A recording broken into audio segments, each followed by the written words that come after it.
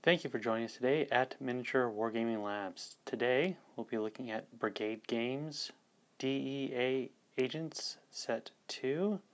This is for their Drug War Z line, but it's great for, if you need miniatures to depict some of the cocaine wars of the 80s and 90s, which is why I got them. And so you see for 12 bucks you get 3 figures here. We've got a... Is it an AK-47? Possibly. The rest are armed with pistols. So out of the DEA agents, this is the most heavily armed.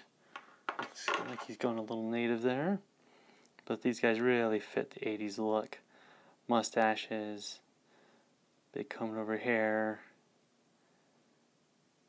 sensibly dressed for field operations. And of course their one younger compatriot who has hair like a hippie. But let's look at the mold lines here. And I always look at see if the mold lines running through the hair, which will present a cleaning issue, which appears not to. A little bit of flashing, but otherwise these mold lines are pretty light. Almost non-existent. I'll probably get away with just cleaning out the flashing if I wanted to. But what we're going to do is get these guys cleaned up on their bases and see how they fit into the rest of the collection.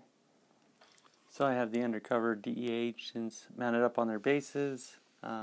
Pretty simple to clean, except for this guy. Got to reach in there, clean out between the AK and his body. But otherwise pretty simple to go around. The hair turned out well.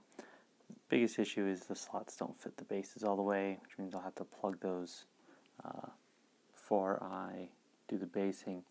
But I got these guys to fit in with my existing miniature ranges, which they do excellently with studio miniatures. They fit in with the 80s, 90s theme going on there. They also work well with North Star. I have an example Yakuza there. Good target for the DEA. And there's an Anvil Industry multi-part 28mm. Anvil Industry does a heroic 28mm, but still the thickness of the weapons matches that of these models here. And it also works with Funky Skull Games. They have a Street Wars NYC from the late 70s, so these guys fit in there just fine. Your bigger issue will be if you go for something like Spectre Miniatures, which is a true scale 28mm. The DEA agents match well with Baba Yaga here, John Wick, but the weapons tend to be thicker. Not so much on this one, but on this guy, his pistol's thicker than Wick's. I don't know what that says about them, but we'll see how these guys look compared to some of my existing terrain.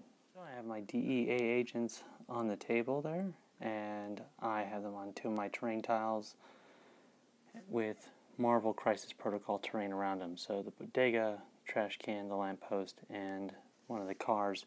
And you can see just fits in really well, even though MCP scaled for 40mm, 28mm heroic scale, especially on the higher bases, really fits in well. So I'm happy with that. Just for comparisons purposes, I threw in a taxi cab I bought at a grocery store. These are $5. Price is good. They're a touch too big for 28mm, but $5 I can make them work.